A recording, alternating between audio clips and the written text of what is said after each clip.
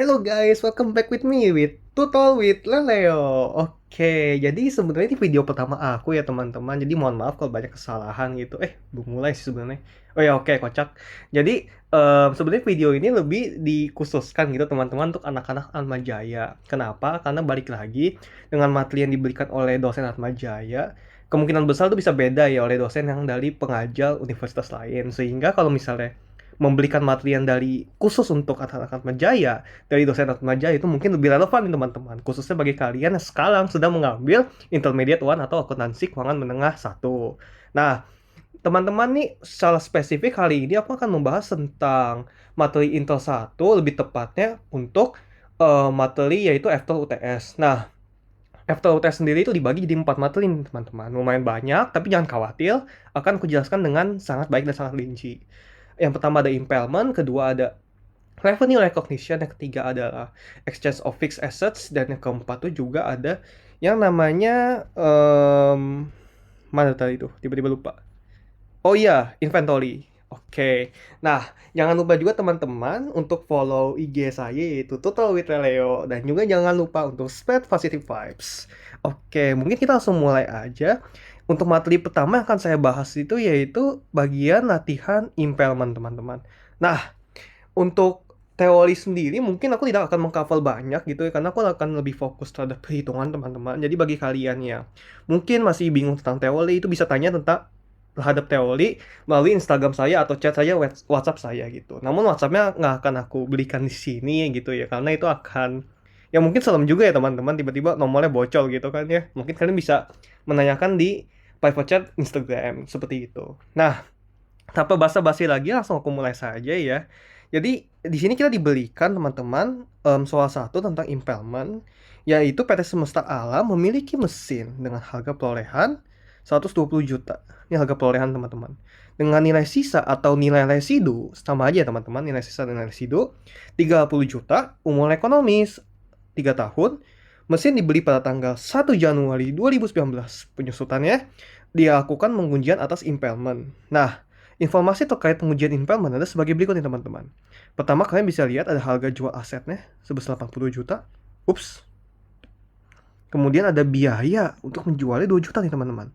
Nah, kemudian di informasi nomor 2, dibilang juga nih teman-teman, asetnya digunakan selama 2 tahun mendatang, selama sisa masa manfaat. Nah, sehingga menghasilkan arus kas sebesar 40 juta di tahun pertama dan 47 juta di tahun kedua. Untuk tingkat suku bunga pasalnya 8% per tahun, dan penyusutan menggunakan metode garis lurus teman-teman. Nah, biasanya sih umumnya sih kalau impairment ini selalu garis lurus teman-teman. Jadi jarang kita menemukan misalnya double declining atau sum of the yield dan kawan-kawan lainnya. Jadi umumnya ini garis lurus teman-teman. Nah, yang diminta itu teman-teman, buatlah perhitungan jurnal untuk impairment pada mesin PT Semesta Alam. Nah, gimana sih untuk perhitungannya? Kita akan beralih ke Excel kita. Nah, ini adalah Excelnya teman-teman tentang impairment. Ini dari dosen saya, namun saya akan menjelaskan ulang gitu biar teman-teman lebih mengerti, just in case if some of you will confused gitu ya. Nah, yang pertama teman-teman, step yang harus kalian lakukan, apalagi kalau misalnya mau ngejakan soal impairment, kalian tuh harus menentukan dulu, teman-teman, carrying value amount atau book value mesin pada 31 Desember 2019. Karena kalian kan juga balik lagi, ini sebenarnya ini template ya teman-teman ya semuanya ini ya. Jadi kalian bisa hafal gitu karena dia nggak bakal beda jauh. Yang membedakan tuh adalah isinya, nominalnya, dan juga kemungkinan nih ya teman-teman. Tahun-tahunnya bisa beda gini teman-teman. Di situ. Nah, jadi step awal udah pasti ini kayak gini ya teman-teman ya. Kalian harus menentukan carrying amount-nya. Nah, cara menentukan carrying amount-nya gimana? Simpelnya, carrying amount itu adalah hasil dari harga perolehan kurangin nilai sisa atau nilai residu, sama aja teman-teman. Nah, harga perolehannya berapa, Kak? Harga perolehannya itu 120 juta. Ada di sini teman-teman. Di soal 120 juta dengan nilai sisa 30 juta. Jadi simple ya. You guys just minus it ya, gitu ya. Akan kurangin saja gitu harga perolehan dengan nilai sisa, hasilnya 90 juta. Nah, setelah kalian dapat carrying amount, jangan lupa untuk menghitung depreciation expense. Jadi selalu ya teman-teman, setelah carrying amount pasti depre expense gitu. Jadi jangan di skip depre ya, kasihan gitu. Nanti dia kesepian gitu. Nah, cara menghitung depreciation expense gimana? Simple ya, hasil dari carrying amount di atas kalian akan bagi dengan umur ekonomisnya. Di sini umur ekonomisnya kan 3 tahun. balik lagi, karena seperti di poin nomor 3 kalian lihat, penyusutan menggunakan metode garis lurus, sehingga perhitungannya pun menggunakan metode garis lurus. Let's recall back about metode garis lurus atau straight line. Rumusnya adalah sebagai berikut. Ups, sorry iklan. Harga perolehan kurangi nilai residu dibagi sama umur ekonomis. Ups. Atau useful life. Ini adalah rumus dari straight line method. Sama seperti kalau misalnya kalian lihat di sini, sama kan teman-teman? Dari harga perolehan, kurangi nilai residu dibagi umur ekonomis. Yaitu 3 tahun, 30 juta. Itu adalah garis lurus, sesuai sama soalnya gitu. Jadi disesuaikan saja teman-teman. Nah, sesudah menentukan depreciation expense, gimana tuh? Kita akan membuat tabel seperti ini. Ini formatnya udah fix teman-teman, jadi kalian bisa hafal gitu sambil coba gitu kan, ingat-ingat aduh apa ya yang pertama ya gitu. Yang pertama pasti ada tahun, jadi jangan ditinggalin ya tahunnya ya, kan kalian kan nggak mau kelupaan tahunnya gitu. Kemudian ada depreciation expense, dan yang berikutnya ada accumulated depreciation, dan yang terakhir jangan lupa ada book value gitu teman-teman. Nah, untuk mencarinya gimana depreciation expense, simple ya, dari hasil depreciation expense yang setelah kalian hitung sebelumnya itu 30 juta, kalian tinggal masukkan di tahun pertama 2019. Nah, jangan lupa juga teman-teman, aku lupa mention sebelumnya bahwa sebenarnya kalian nggak main asal masukin gitu 2019 sampai 2021. Pertanyaannya adalah bagaimana sih Kak cara kita menentukan lamanya, jangka waktunya gitu. Di sini kalau misalnya teman-teman lihat, dia bilangnya kan mesin dibeli pada tanggal 1 Januari 2019. Nah, dia juga bilang bahwa umur ekonomisnya 3 tahun. Karena dia mesinnya dibeli pada tanggal 1 Januari 2019, maka kalian harus mulainya dari 1 Januari juga dong. Karena kan beli kan pada 1 Januari. Dan itu dimulai selama 3 tahun teman-teman. Karena umur ekonomisnya adalah 3 tahun gitu. Simpelnya seperti itu. Makanya dihitung dari 2019, udah 1 tahun full, dari Januari sampai Desember. 2020 sama halnya 1 Januari sampai Desember. Kemudian 2021. Totalnya adalah 3 tahun. Sama seperti di soal. Umur ekonomisnya 3 tahun. Kayak gitu teman-teman. Jadi kalian bukan hanya asumsi gitu nembak gitu dari 2019 sampai 2022, enggak kayak gitu ya. Jadi lihat lagi, balik lagi, mesinnya dibeli kapan, umur ekonomisnya berapa tahun, seperti gitu. Umumnya sih mulai dibelinya sih pada 1 Januari ya teman-teman ya. Jadi ya palingan seperti itu. Nah, kemudian balik lagi ke tadi, kita balik lagi untuk depreciation expense tahun 2019-nya, masukin yang depreciation expense yang kamu hitung di atas. Di sini gitu, di atas ini. Nah, kemudian untuk accumulated depreciation, ya simpelnya kalian, karena ini adalah tahun pertama, maka kalian belum bisa akumulasikan depresiasinya. Karena dia baru pertama, baru awal gitu. Mau diakumulasikan sama siapa gitu kan ya pertanyaannya. Ya, jadi kalian simpelnya masukin yang depreciation expense aja nominalnya, 30 juta. Itu accumulated depreciation-nya. Nah, untuk book value-nya bagaimana? Simple. Carrying amount yang telah kalian hitung di atas, masukkan ke book value tahun pertama. Ingat, carrying amount yang telah kalian hitung di atas, masukkan ke book value tahun pertama. Hanya untuk tahun pertama. Oke? Seperti ada tanda panah di sini. Gitu. Jadi tanda panah itu sebenarnya kayak buat hint aja gitu. Jadi kalian bisa ingat, oh kayak gitu toh. Kemudian 2020 nih teman-teman.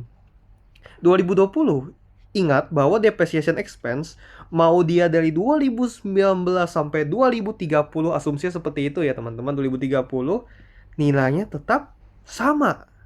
Tetap sama. Jadi jangan di bawah 60, di bawah 90. Nah, itu salah teman-teman. Tetap sama. Ini adalah fix gitu nilainya. Jadi untuk depreciation expense bisa kalian isi fix mulai dari 2019 sampai 2021. Untuk accumulated depreciation 2020 gimana?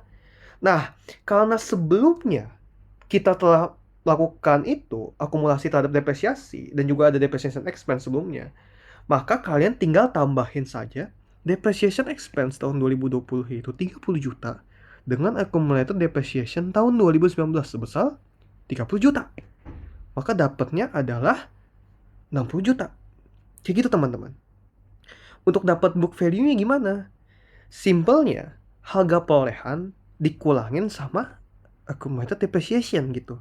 Jadi jangan carrying amount ini dimasukin lagi ke 2020. Itu salah. Karena carrying amount untuk hanya 2019, tahun pertama gitu.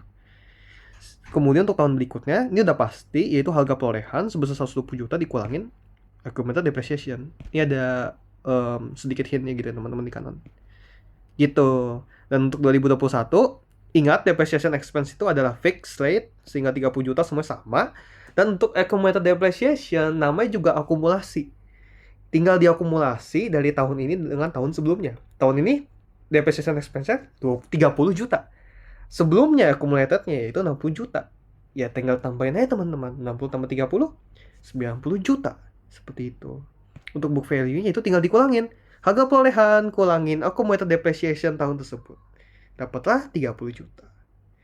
Seperti itu teman-teman. Semoga jelas ya sampai sini.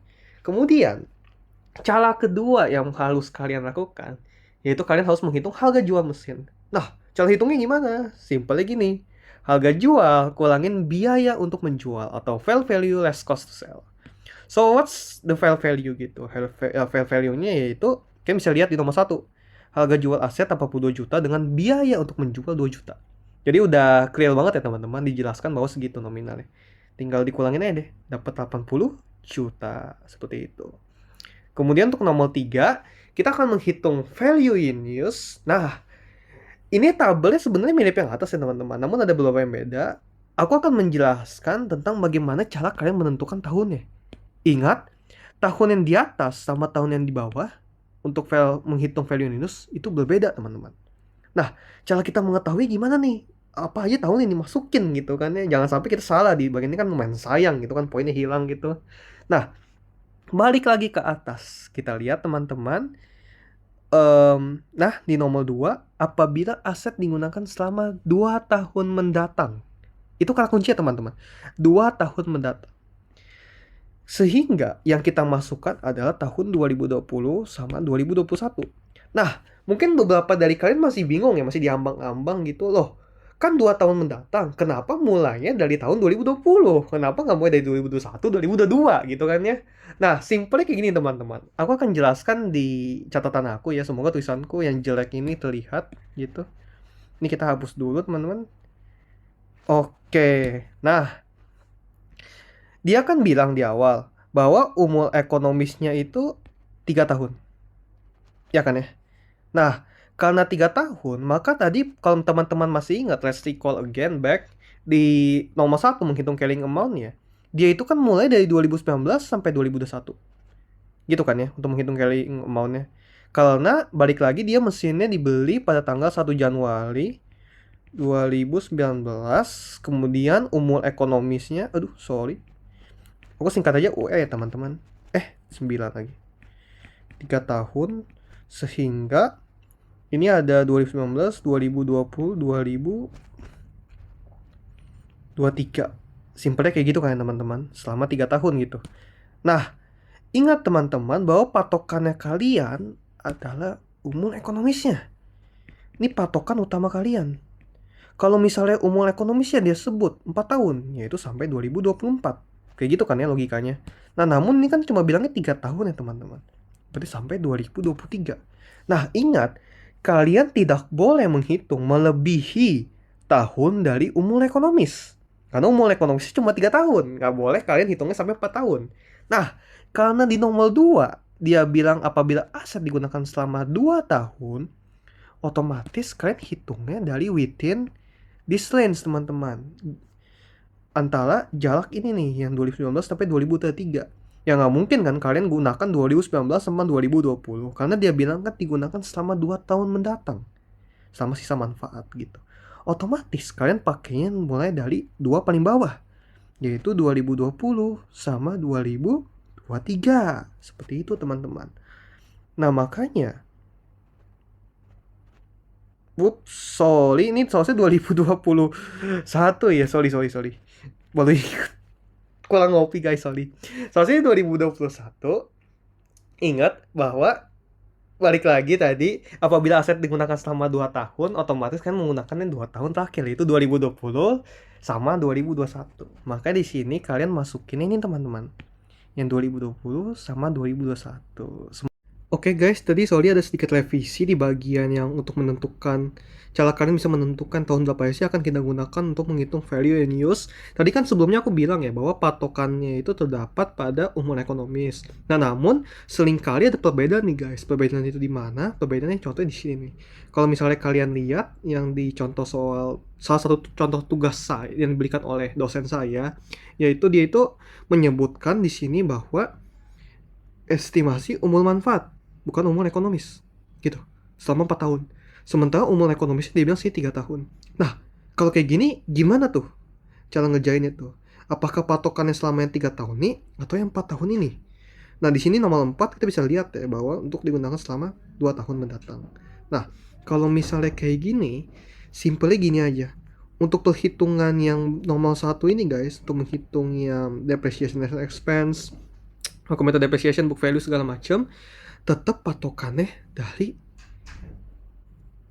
umur ekonomis, yaitu 3 tahun.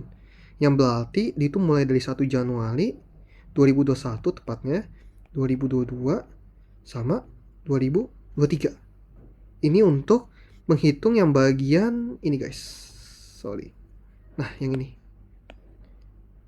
Nah, kalau untuk menghitung value in use gimana, Kak? Ya, simple. Karena tadi dia bilang 4 tahun, sini 4 tahun, ini berarti patokan utama kalian nih. Berarti kalian itu patokannya yang terdapat di bagian sini guys, soal utama ini. Sementara yang sini itu adalah informasi tambahan. Sorry kalau nggak kelihatan ya tulisannya. Itu informasi tambahan intinya. Kalian patokannya yang di ini guys, yang di sini gitu, yang di atas, soal atas itu, karena itu soal utamanya. Nah, kalau misalnya kayak gini, dia kan bilangnya 4 tahun ya estimasi umur manfaatnya, berarti logikanya sampai 2024 dong Kak? Iya bener, sampai 2024. Namun untuk perhitungan yang depreciation expense tadi, yang bagian tabel atas ini guys, ini cuma sampai 2023. Nah, terus 2024 nya dikemanain dong Kak? 2024 nya akan kalian gunakan untuk yang menghitung value in use gitu. Jadi gimana tuh lebih tepatnya? Ya, karena dia bilang aset akan digunakan selama 2 tahun, berarti masukinnya tahun 2023 dan 2024. Ketika kalian totalkan yang dua ini, bukan dua ini sih, ketika kalian ya dibilang akumulasikan, maka ini akan sum jadi 4 tahun. Ya kan guys? 2021 sampai 2024 kan 4 tahun gitu. Makanya untuk perhitungan yang value in use-nya pakai tahun 2023 dan juga 2024 kayak gitu. Itu penjelasan buat cara mengetahui tahun apa yang kalian masukin. Sekarang kita balik ke berikutnya. Ada cash inflow, present value, dan book value. Wah, ada present value nih Kak. Pasti susah. Enggak teman-teman, nggak susah. Tenang aja, ini gampang kok. Pertama cash inflow dulu. Dapetnya dari mana 40 juta tuh Kak? Apakah nilainya ini nilai korupsi gitu? Korupsi lagi, kocak. Ya enggak lah, tentunya nomor 2 kalian lihat gitu kan. Di sini dia bilang kan, menghasilkan alus kas 40 juta di tahun pertama dan 47 juta di tahun kedua. Tinggal masukin aja deh. Tahun pertamanya kan 40 juta, tahun kedua 47 juta. Kemudian untuk present value gimana? Oh iya, by the way jangan lupa ditotalin ya. Yang 40 juta tambah 47 kan 87 gitu. Nah, untuk menghitung present value gimana? Ini rumusnya rumus fix gitu teman-teman, akan saya berikan di sini rumus untuk present value, yaitu sama dengan 1 dibagi 1 ditambah kita tulisnya n aja ya teman-teman ya, pangkat n juga gitu. Nah, cara menghitungnya adalah simpelnya seperti ini teman-teman. N yang di dalam sini, ya semoga rumusnya benar kayak gini lah ya. Tingkat suku bunga itu sebesar 8% kan. Nah, 8% yang kalian masukkan yang di N dalam sini teman-teman. Jadi 1 ditambah 8%. Nah, N-nya ini adalah yield atau tahun. Karena kita lagi menghitung untuk tahun pertama nih teman-teman, 2020, maka kita pangkat 1. Atau nggak usah pangkat juga apa-apa, kan sama aja gitu kan. Apapun yang dipangkatin 1 yaitu hasilnya seperti itu gitu. Nah, makanya di sini kalian tinggal hitung, nanti kalian bakal dapat ya sebesar 0,93. 2 angka di belakang koma masukinnya. Nah, untuk tahun kedua gimana Kak? Ingat bahwa yang namanya tingkat suku bunga pasar itu bersifat fix teman-teman. Jadi mau tahun keberapapun dia pasti masukinnya 8% gitu.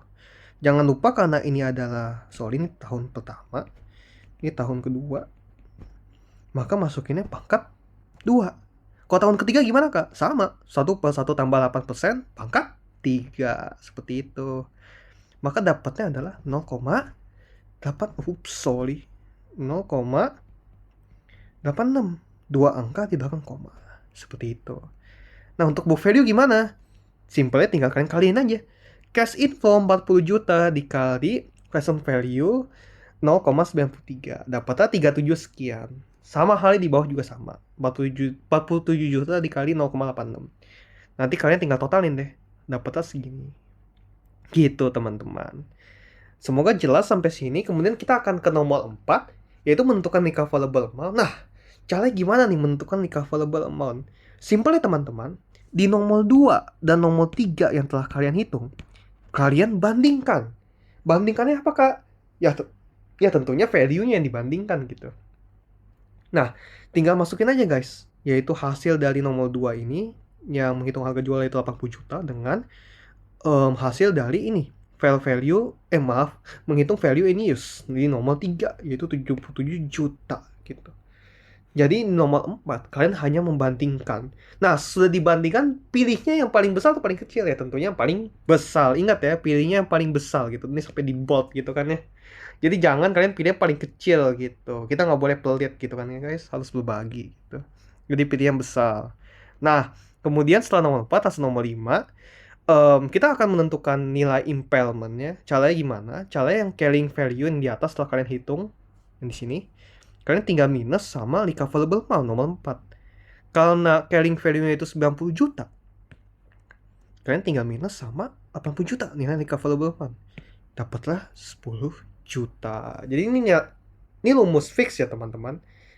Kalian nggak harus ubah gitu. Tinggal hafalnya sebenarnya sih. Basically, impairment is all about memorizing gitu. Ya, the steps gitu. Kali ini balik lagi ini kan template gitu. Bisa dibilang kayak gitu. Dan untuk yang nomor 6, kalian akan terakhir membuat journal impairment. Di debit ada loss on impairment, dan di credit ada accumulated depreciation of machine. Nah, kok tiba-tiba ada of machine Kak? Mesinnya dari mana? Di soal. Kalau dia bilang ini tentang mesin. PT Alam Semesta memiliki mesin dengan harga perolehan bla bla bla. Kalau misalnya kendaraan gimana Kak? Ya simple. Accumulated depreciation of vehicle. Kayak gitu. Dan ini fix ya teman-teman. Karena dia loss, lalu di debit. Kemudian ada accumulated depreciation of machine. Nilainya bagaimana Kak? Ya nilainya pakai yang nomor 5. Hasil dari nilai impairment yang telah kalian tentukan itu 10 juta rupiah. Gitu. Palingan itu tentang impairment sih ya guys. Ya, itu aja. Mungkin kita akan ke materi berikutnya, yaitu kita akan membahas tentang yang namanya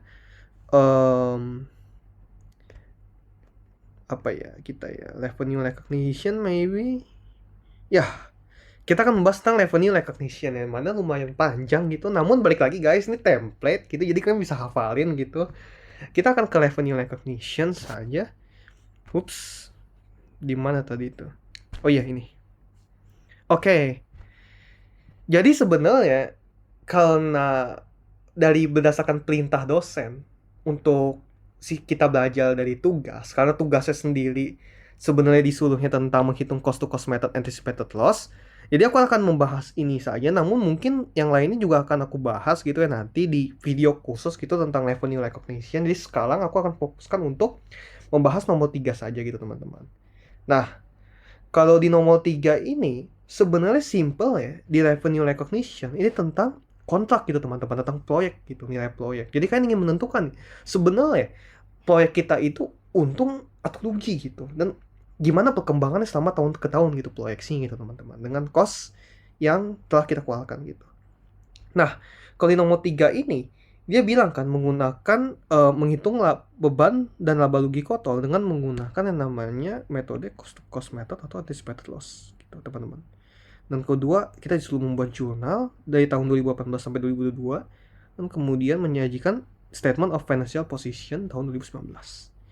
Kayak gitu simpelnya teman-teman. Dan ini adalah informasi yang diberikan gitu. Ups. Ya, seperti itu. Nah, tips dari aku teman-teman untuk mengerjakan soal revenue recognition adalah kalian masukkan dulu informasi yang ada di sini ke dalam kertas ujian kalian.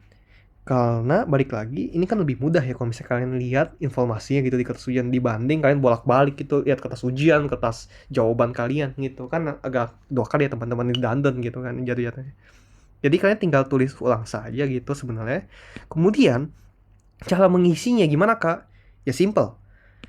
Kalian buat format seperti ini teman-teman. Untuk tahunnya sendiri dari mana? Tahunnya sendiri ya dari atas ini. 2018, 19, 20, 21. Itu udah diberikan di soal gitu teman-teman. Kalian tinggal masukkan buat modelnya seperti ini. Ini template juga teman-teman, urutannya sama persis.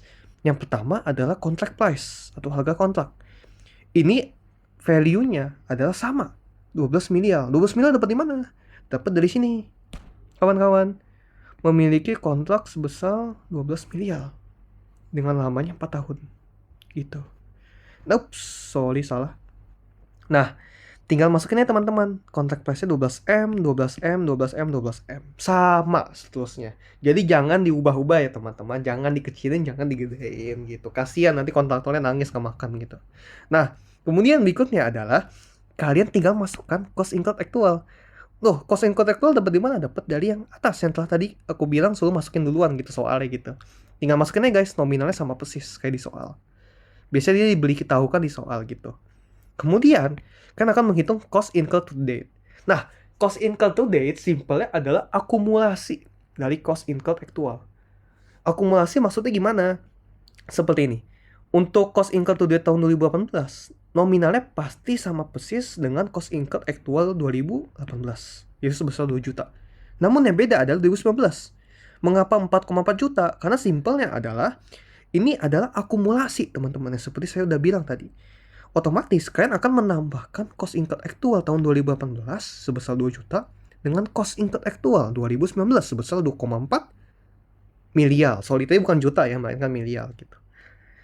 Tinggal tambahin hasilnya 4,4 miliar. Nah, untuk 2020 gimana? Sama persis seperti cara sebelumnya, namun jangan lupa juga kalian akan menambahkan 2018, 19 dengan 20.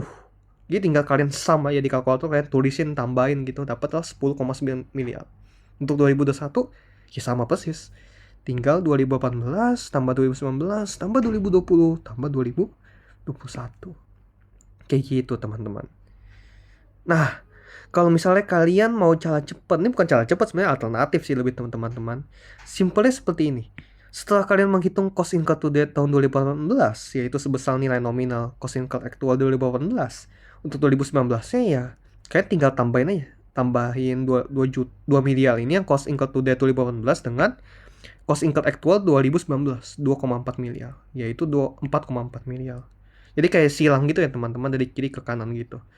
Untuk yang 2020 juga sama, 4,4 M ditambahin 6,5. Untuk 2021 gimana? Ya sama, 10,9 tambahin 1,5 gitu. Jadi bebas mau pilih yang mana gitu, terserah kalian. Karena balik lagi kalian yang ujian ya senyaman kalian sih mau kerjanya gimana gitu. Gitu guys. Kemudian jangan lupa juga setelah menghitung cost incurred to date, kan akan memasukkan yang namanya estimated cost to complete. Dapat di mana? Ada di soal yang ini. Tinggal masukin aja sama persis, copy paste kayak gitu. Tinggal masukin. Nah, kemudian setelah itu kalian akan menghitung namanya total estimated cost. Dapatnya di mana total estimated cost? Tinggal cost incurred to date tambahin estimated cost to complete, yaitu 2 miliar tambah 8 miliar, sebesar 10 miliar. Untuk 2019, 2020, 2021 sama persis caranya. Tinggal cost incurred to date tambahin estimated cost to complete. Caranya seperti itu teman-teman. Balik lagi ini udah template, jadi kalian bisa hafalin gitu caranya. Gak bakal ada yang aneh-aneh kok. Nah, kok ada merah di sini gitu? Ini merah kenapa? Apakah disengaja? Ya tentunya enggak teman-teman, karena balik lagi seperti yang telah tadi kita lihat di soal, ini adalah cost to cost method anticipated loss. Jadi simpelnya terjadi kerugian gitu teman-teman pada waktu tertentu gitu. Nah, kerugiannya gimana Kak? Kan kalian lihat bahwa contract price-nya yaitu 12 miliar. Itu contract price-nya. Namun tiba-tiba estimated cost yang diprediksinya, estimated cost-nya itu perkiraannya yaitu 13,380 miliar. Which means adalah biaya yang dikeluarkan melebihi biaya contract price. Karena awalnya 12 miliar tiba-tiba membengkak nih teman-teman. Jadi 13,3 sekian miliar gitu. Jadi intinya kalian mengalami kerugian gitu. Makanya di sini merah. Sama halnya dengan 2021. Di sini mengalami kerugian gitu sebenarnya teman-teman. Nah, kemudian setelah kalian menghitung total estimated cost, kalian akan menghitung total expected gross profit. Kenapa harus ada perhitungan ini? Karena nanti kalian akan butuhkan untuk perhitungan di bawahnya teman-teman. Nah, yang ini, bawah ini. Nanti akan saya jelaskan gitu setelah membahas ini. Untuk menghitung total expected gross profit, simpelnya adalah contract price yang di awal dikurangin sama estimated cost. Sama juga untuk 2019, 2020, 2021. Maka sini kalian bisa lihat kan selisihnya bahwa terjadi kerugian pada tahun 2020 sebesar 1 miliar 380 juta, betul. Dan untuk 2021 terjadi kerugian juga sebesar 400 juta. Dan untuk yang terakhir jangan lupa kalian akan menghitung percentage of completion. Caranya gimana? Caranya adalah cost incurred to date dibagi total estimated cost. Yaitu 2 miliar yang ini dibagi sama 10 miliar. Kayak gitu guys. Jangan lupa juga untuk dikaliin 100% karena kalian akan membuatnya dalam bentuk persentase. Kayak gitu. Kalau misalnya ada koma gimana? Kalian bisa naikin gitu. Jadi langsung aja nggak usah pakai koma seperti itu. Nah, ini tips dariku. Kalau misalnya nih kak, tiba-tiba kita lupa nih cara menentukan percentage of completion. Aduh, lupa ngeblank gitu kan ya. Gimana cara masukin nih ya? Masa dikosongin? Ya nggak gitu kan.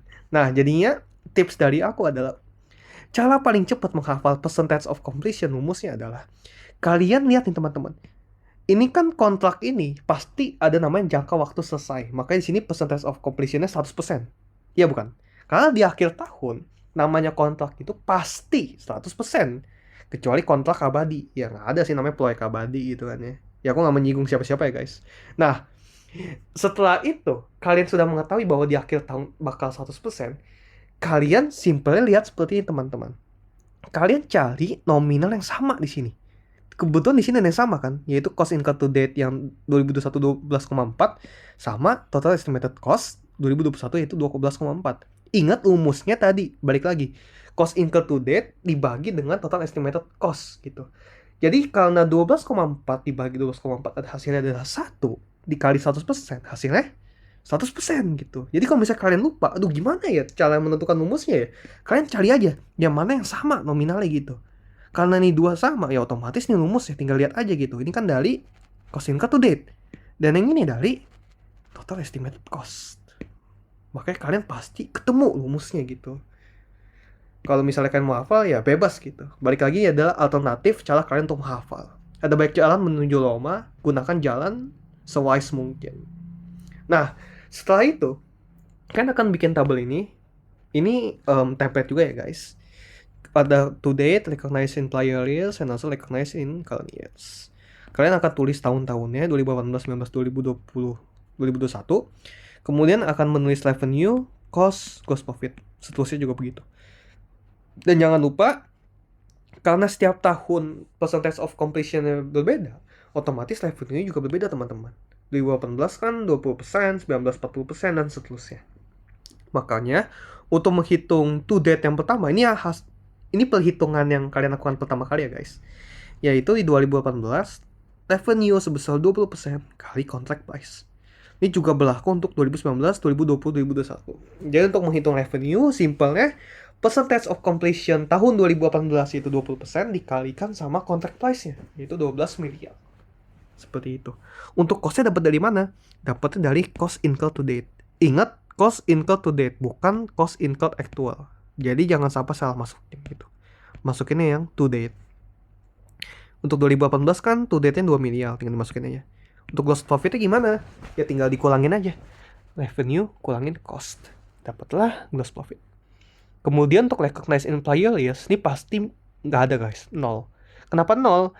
Karena sebelumnya ini kan perhitungan pertama gitu di tahun pertama 2018, sehingga ini pasti 0 gitu masih. Untuk recognize in current years-nya tinggal dikurangin aja. Untuk to date dikurangin sama recognize in prior years. Gitu rumusnya guys. Ini juga sama. To date dikurangin recognize in prior years, dan ini juga sama. Dikurangin juga. Gitu. Nah, untuk 2019 sama guys seperti yang tadi saya jelaskan. Untuk revenue 40% dikaliin sama contract price. Untuk cost-nya dari cost incurred to date, yaitu 4,4 miliar. Untuk gross profit, ya tinggal dikurangin aja. Nah sekarang, recognized employer years-nya sudah ketemu guys, yaitu dari mana? Dari to date yang tahun sebelumnya. Ingat, kalian masukinnya nilai to date tahun sebelumnya. Jangan masukin yang recognized in current years. Ini salah. Kalian masukin yang ini. Masukinnya yang ini. Jadi yang ini kalian silang ke yang bawah sini. Tinggal masukin aja. Kemudian untuk recognized in current years-nya ya tinggal dikurangin aja. 4,8 dikurangin 2,4. Ini juga sama. Gitu guys. Nah, untuk 2020 ini agak spesial. Kenapa? Kita balik lagi. Tadi kan kita ada mengalami kerugian tahun 2020 yaitu sebesar 1.380 sekian. Nah, untuk perhitungan revenue tetap sama. Ingat tetap sama, yaitu 81% kaliin contract price 12 miliar. Tetap sama, namun yang beda adalah di cost. Yang bikin beda karena sebelumnya aku telah bilang bahwa cost itu adalah dimasukkan dari cost incurred to date, tinggal masukkan. Namun karena terjadi kerugian, kalian nggak boleh main langsung masukin gitu cost incurred to date-nya. Melainkan ada perhitungan khusus. Perhitungannya kayak gimana? Sebenarnya perhitungannya kalau misalnya kalian sadar, ini sama persis kayak perhitungan revenue, yaitu 81% dikaliin contract price-nya. Iya gak? Sama kan? Namun bedanya, ini kalian ada menambahkan dengan anticipated loss. Anticipated loss-nya berapa kak? Ya ini. Total expected gross profit. Yaitu tahun 2020 kalian mengalami kerugian sebesar 1.380 juta. Dan ingat, karena lumus ditambah, walaupun ini minus, tetap ditambah ya guys. Jangan diminusin gitu, karena dia minus gitu. Intinya ditambah, mengikuti lumus. Jadi balik lagi kalau misalnya kalian lupa, aduh ini kan minus, gimana cara lumus ya lupa ya. Ingat aja lumusnya sama kayak revenue. 81% dikali contract price ditambah anticipated loss. Anticipated loss dari mana? Dari total expected gross profit yang telah kalian hitung di atas. Dapatlah 11 miliar 100 juta. Gitu. Kemudian untuk gross profitnya tinggal dikurangin aja, tentunya akan minus ya guys. Dan recognized employer years-nya ya tinggal dari yang atas 2019. Tadi saya udah bilang kan, tinggal ditambahin aja dari tinggal dimasukin dari tahun sebelumnya. Ini tinggal dikurangin saja dari yang to date, kurangin recognized employer years. Rumusnya sama persis, untuk ini juga sama.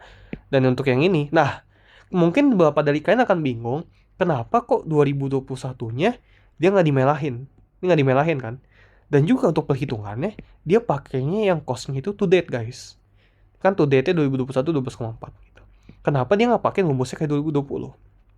Berdasarkan informasi yang saya ketahui, kalian hanya menghitungnya guys, kerugian yang kalian alami pertama kali gitu. Jadi bukan kerugian secara terus-menerus, kalian hitung satu persatu gitu. Jadi kalau misalnya terjadi kerugian di tahun 2019 misalnya, 2020 juga rugi. Nah yang kalian hitung tahun 2019-nya saja, tahun 2021 tidak usah dihitung. In this case, karena kerugian pertama di 2020, kalian hanya menghitung di tahun 2020. 2021 gak usah dihitung, walaupun dia rugi gitu. Jadi untuk 2021 tetap seperti biasa. Tinggal masukin yang to date untuk masukin perhitungan di cost-nya. Kayak gitu guys. Untuk perhitungan yang recognized employer years tetap sama, tinggal masukin aja. Dan untuk yang kalau recognized in current years tinggal dikurangin aja. Seperti itu. Nah, setelah itu kan akan membuat jurnal. Nah, untuk jurnalnya gimana? Ya, ini template, balik lagi ini template lagi. Kalian bisa hafal seluruh jurnal ini. Hafal di jurnalnya, jangan angka dihafal ya. Hafal di jurnalnya. Yang pertama adalah construction in process atau disingkat CIP pada cash, accounts payable, and materials. Gitu. Nah, untuk nominalnya masukin dari mana? 2018, 19, 2020, 2021. Masukinnya dari yang di soal. Kalian masih ingat tadi di soal bahwa dia ada namanya cost incurred actual. Cost incurred actual akan kalian jadikan sebagai acuan untuk mengisi jurnal pertama. Maka di sini 2018-nya, 2019-nya 2,4, 6,5 sama 1,5. Sama persis sama yang di soal. Sama persis. Seperti itu. Untuk jurnal kedua, accounts receivable pada billings on construction in process. Dapat nominalnya dari mana? Dari soal juga. Kalian perhatikan di soalnya. Dapat dari mana kak? Yang ini, accounts receivable. Udah tertera namanya di sini, sesuai sama di jurnalnya. Tinggal nih masukin aja. Kalau misalnya kalian lihat, nominalnya sama persis kan? 3 miliar, 3,4, 4 miliar, 1,6. Sama persis. Nah, untuk yang ketiga adalah cash pada accounts receivable. Nah, dapat dari mana nih? Dari soal juga. Yaitu cash collection. Kalau misalnya kalian lihat 2,4, 3,2, 4,2, 1,8. Tinggal dimasukin aja. 2,4, 3,2, 4,2, 1,8. Tinggal masukin. Jadi untuk ketiga ini guys, bagian ini, kalian lihatnya full dari soal. Ingat dari soal. Jangan lihat dari yang atas sini. Ini salah kalau misalkan masukkan yang sini. Kemudian untuk yang jurnal keempat gitu, itu ada construction and process. Dan ingat, kalian harus menulis yang namanya debit credit. Karena balik lagi ini kan sebenarnya digabung ya guys semuanya. Kalau misalkan buat satu persatu sih ya boleh aja, namun kan panjangnya minta ampun ya guys. Jadi kalian bisa gabung kayak gini aja. Jadi jangan lupa tulis debit credit, karena ini pasti ada tahun yang dimana dia bisa di debit, tahun dimana dia bisa di credit, seperti itu. Kemudian ada construction expense, dan juga revenue from long term contracts. Nah, untuk nominalnya gimana? Nah, khusus untuk yang jurnal keempat ini, kalian acuannya adalah ini, yang recognized in current years. Ini acuan kalian untuk mengisi jurnal keempat. Nah, caranya gimana?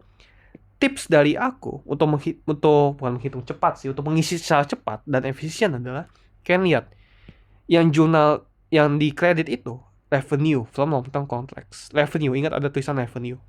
Kalian lihat di tahun 2018 ada revenue juga kan, sebesar berapa? 2,4 M. Tinggal dimasukin 2,4 M karena dia di kredit, ingat.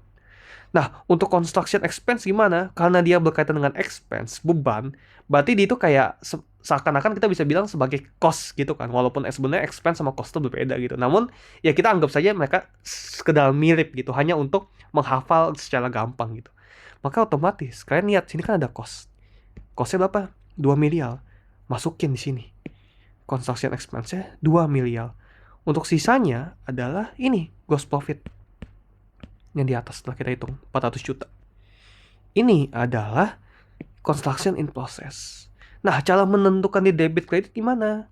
Lihat aja, kalau misalnya gross profitnya plus positif, dia pasti debit. Kalau misalnya dia negatif, di kredit kayak gitu. Sama halnya untuk 2019. Kalian lihat dulu revenue 2019 berapa? 2,4. Masukin aja 2,4. Sama kan? Cost-nya berapa? 2,4 juga. Sama. Ini juga makanya masukin construction expense 2,4. Namun di sini dia gross profit-nya 0. Nah, kalau 0 gimana? Ya, bisa aja 0 kalau nggak strip gitu. Simple kayak gitu, guys. Untuk 2020 sama, kalian lihat revenue-nya berapa, yaitu 4,920. Untuk cost-nya 6,7. Nah, namun untuk gross profit dia minus. Seperti tadi aku bilang, dia bisa di debit, bisa di kredit untuk yang hasil construction in process. Makanya, karena dia minus untuk construction in process tahun 2020, dia juga tentunya di kredit karena dia minus. Dan di sini seharusnya kalian nggak tulis minus ya, langsung aja tulis 1,740 juta di kredit kayak gitu. Untuk 2020 ya sama persis kayak sebelumnya kayak gitu, guys. Dan untuk yang terakhir, jurnalnya terakhir adalah billings on construction process pada construction in process. Nah, khusus untuk jurnal ini bisa dibilang jurnal the easiest journal ya in this category gitu. Karena kalian hanya masukin angkanya di tahun terakhir. Ingat, hanya di tahun terakhir. Karena ini adalah bisa dianggap sebagai kapan sih kontrak kalian selesai. Karena dia soal ditulis bahwa kontraknya selama 4 tahun yang dimulai dari 2018 sampai 2021, otomatis 2021 adalah tahun kontraknya selesai. Makanya kalian masukinnya selalu di akhir tahun. Pas kontrak itu selesai. Ingat, pas kontrak itu selesai ya guys. Kayak gitu. Makanya di sini masukinnya adalah sebesar nominal kontraknya. 12 miliar. Ada di mana? Ada di soal. Tinggal lihat aja soalnya. Tadi gitu. Seperti itu, semoga jelas. Dan untuk yang terakhir, kita akan membuat financial statement presentation. Ini menurutku gampang. Balik lagi template. Namun yang susah itu adalah mungkin dari kita akan bingung gitu cara menentukan mana yang diisi, mana yang enggak gitu. Ini akan aku jelaskan. Balik lagi nih template. Current assets, ada construction in process, test billings, hasilnya adalah cost and recognized profits in excess of billings. Kemudian ada AL, ada current liability, dan sisanya.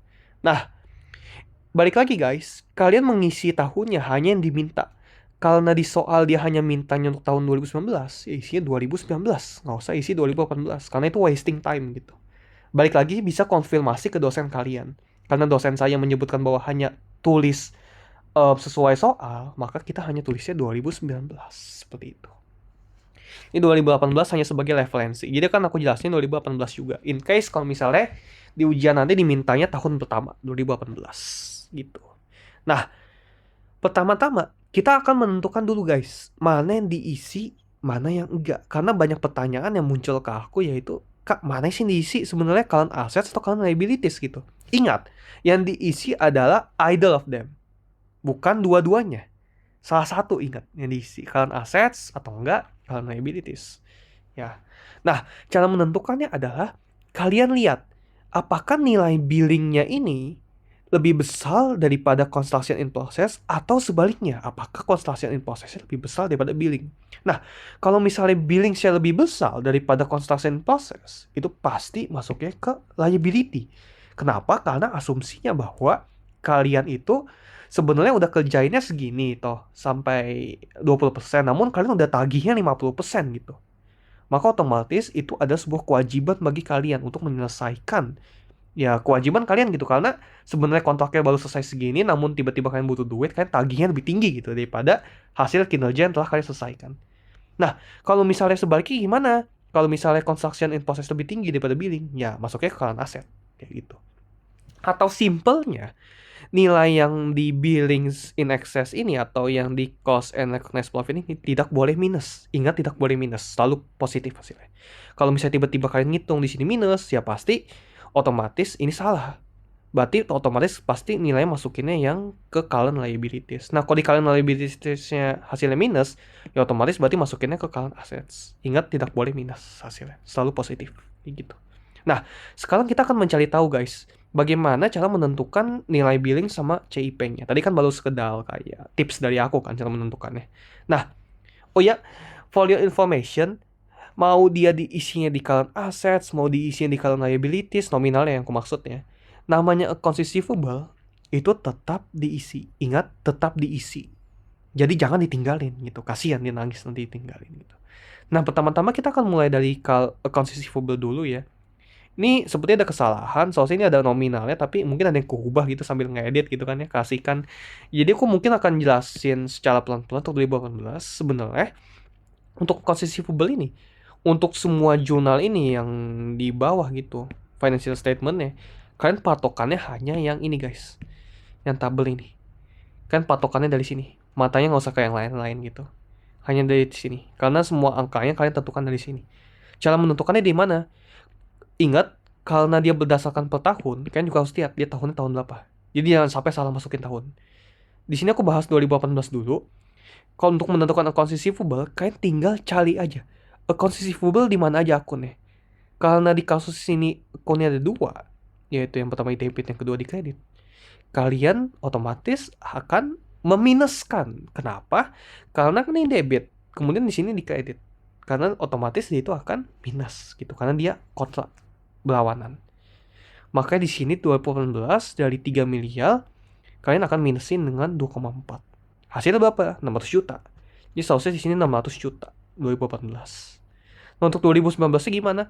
Sama persis, namun jangan lupa, jangan mentang-mentang diminta 2019, kan cuma ngitungnya 2019 doang. Enggak gitu. Ingat, ini bersifat akumulatif, sorry. Jadi kalau misalkan menghitung 2019, jangan lupa 2018-nya juga dihitung kayak gitu. Makanya di sini rumusnya adalah yang 2018 3 miliar dikurangin 2,4, karena lihat aja, simpelnya lihat aja akunnya di mana accounts receivable gitu. Jadi jangan sampai kebalik gitu. 3 miliar dikurangin 2,4 berapa? 600 juta. Kemudian di 2019, 3,4 miliar dikurangin 3,2 miliar, 200 juta selisihnya. 600 juta tambah 200 juta, 800 juta. Kayak gitu. Untuk 2020 gimana? Ya sama. Ini kan 600 juta. Ini 200 juta kan ya, 2019. Di 2020, 4 miliar. Kemudian di sini 4,2 miliar. Nah, otomatis dia minus 2 miliar. Berarti hasilnya adalah 600 juta. Karena kan di 2019 ini kan 800 juta. Kemudian 2020 minus 200 juta. Sehingga hasilnya adalah 600 juta. Kayak gitu guys. Nah, berikutnya kita akan menghitung current liability karena di sini kasusnya adalah billingsnya lebih gede daripada CIP, construction in process. Nah, cara menentukan billings gimana? Kalian lihat lagi, cari mana yang di sini tulisannya billings on construction in process. Ya, ada dua kan. Yang sini pertama di kredit, kedua di debit. Nah, karena yang bawah ini isinya kosong semua sampai tahun terakhir, otomatis kalau misalnya diminta tahun 2018, ya kalian tinggal masukin yang ini aja guys. Karena kan bawahnya kosong. Kayak gitu. Jadi nggak usah dikurangin. Karena di sini 2018 3 miliar, maka sini masukin 3 miliar. Dari 2019 gimana? Sama persis. Namun balik lagi, ini sifatnya akumulatif. Sehingga 2018 jangan lupa dimasukin juga. Karena untuk menghitung 2019 maka 2,4 ditambah sama maaf. Karena untuk ini billings on construction ya. Untuk menghitung 2019 maka 3 miliar ditambah 3,4. Hasilnya adalah 6,4. Seperti itu. Kemudian kalian akan menghitung construction in process. Ini dikulang ya guys, karena tulisannya less kayak gitu. Cara menentukannya gimana? Kalian cari lagi. Mana sih sini yang tulisannya construction in process? Ini ada satu, ketemu dong. Kemudian ini juga ada satu, kedua, ketemu. Cari gimana? Ya sama, tinggal ditambahin aja. Karena ini sama-sama di debit, yaitu 2 miliar tambah 400 juta, 2,4. Sama persis kan guys? 2019 gimana?